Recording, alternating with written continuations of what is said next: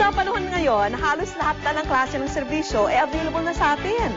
Pati na yung mga kakaiba at hindi natin karaniwang naiisip. Aalamin ng ating one and only good news girl, Bebe Nene, kung ano-ano ang mga ito. Kung hindi mo na kayang gawin ang mga gawain mo, pwedeng-pwede mo na itong pagawa sa iba. Dahil meron ka ng mga serbisyong pwede mong tawagan sa oras ng iyong pangangailangan. Nangunguna na riyan ang mga errand boys, game na game sa pagiging at your service. Nasa kaliwa na. Ready, salute. Lahat naman ng service na parang handyman, lahat na po pwede namin gawin. For as long as hindi siya illegal, you can call on us. Kaya namin siyang gawin. Errand boys, at delivery service na si Bernie. Taong 2007 na sinimula ng magkapatid na Waki at Joseph Joaquin ang kanilang negosyo.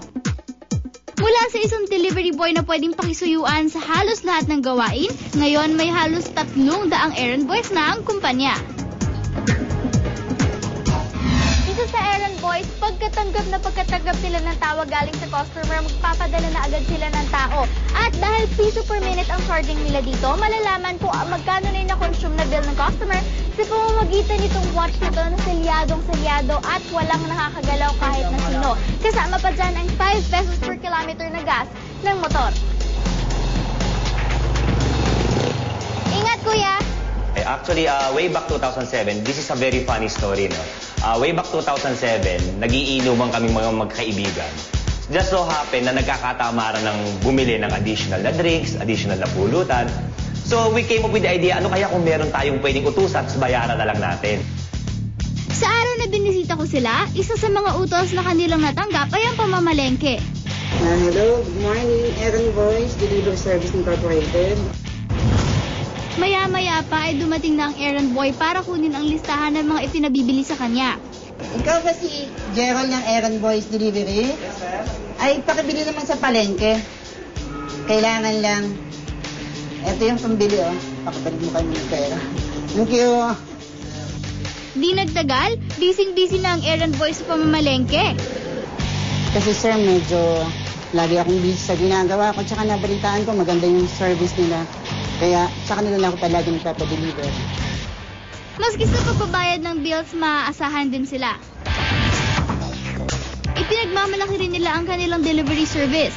Sila na ang bahala sa mga gusto mong ipadala saan man sa Metro Manila. Yes, sir. Good morning po. Sa Errand Boys.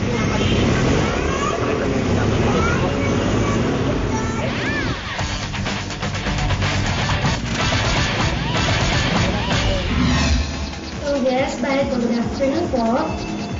Yes, ma'am. We are specializing in cash-on-delivery services. So, options on how to book with us. So, you can first call us up sa aming hotline. We have this Itawag Mo Hatid Ko hotline, which is 921-5555. Or they can also text us and also email us yung kanilang bookings.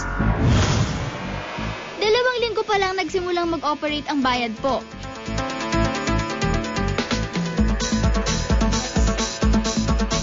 Pero sa maiksing panahon na to, unti-unti na dumarami ang nagtitiwala sa kumpanya.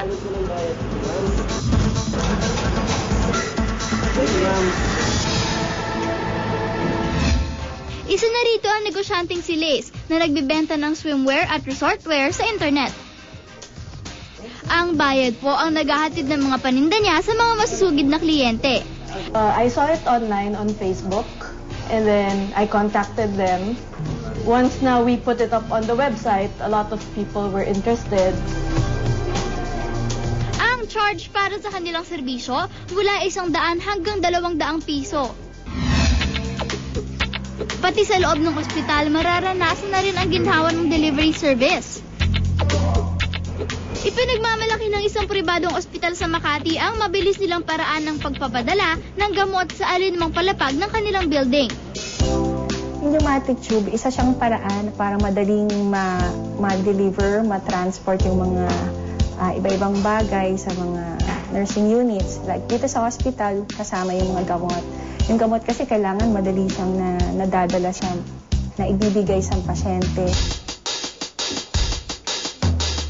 Ang prosesong ito ay parang sa vacuum, kung saan hinihigop at saka itutulak ng malakas na hangin ang mga canister o mga tube ng gamot sa iba't ibang palapag ng ospital.